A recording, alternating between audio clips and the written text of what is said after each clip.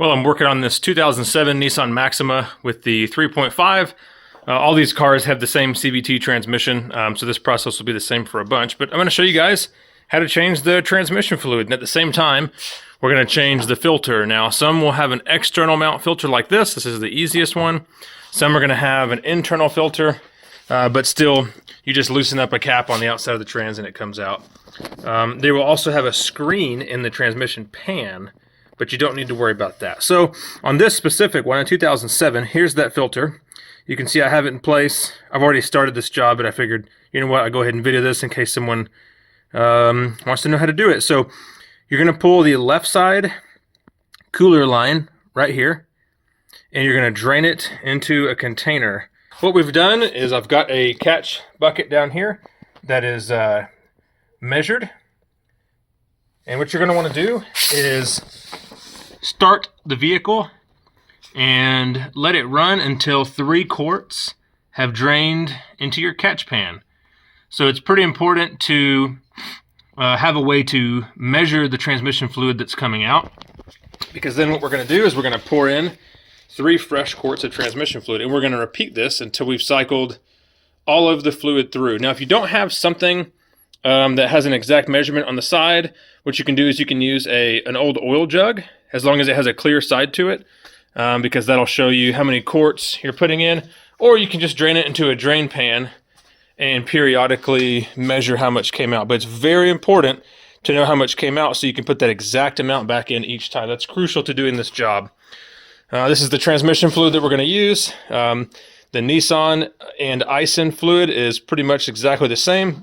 There are a couple aftermarkets that you can use, but I don't think I would trust them with the already finicky CVTs in these Nissans. So I got 3 quarts out. Now I'm going to put 3 quarts back in.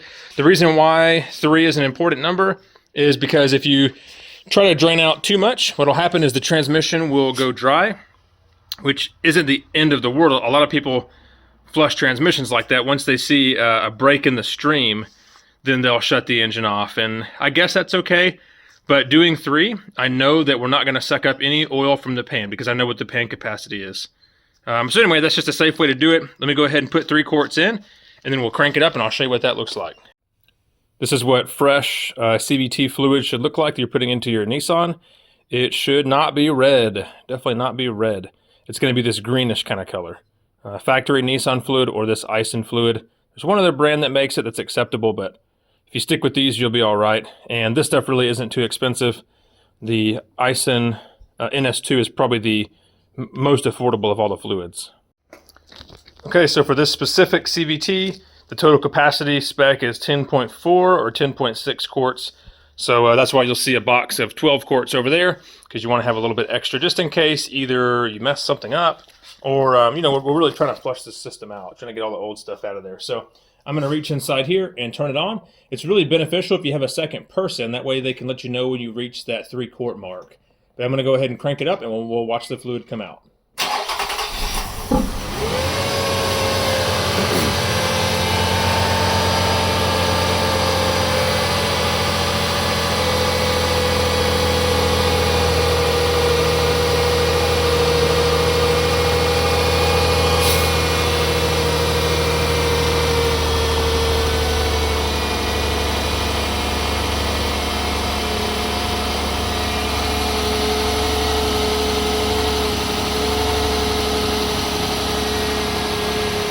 Once we get to 6 quarts, I'm going to shut it off, or right before.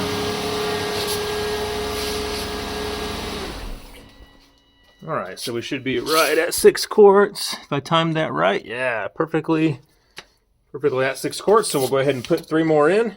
So I'm going to go ahead and keep on going until I get it all flushed out. Okay, I'm on the last round of fluid here. I'm going to crank this thing up and do the final 3 quarts drain and top it off.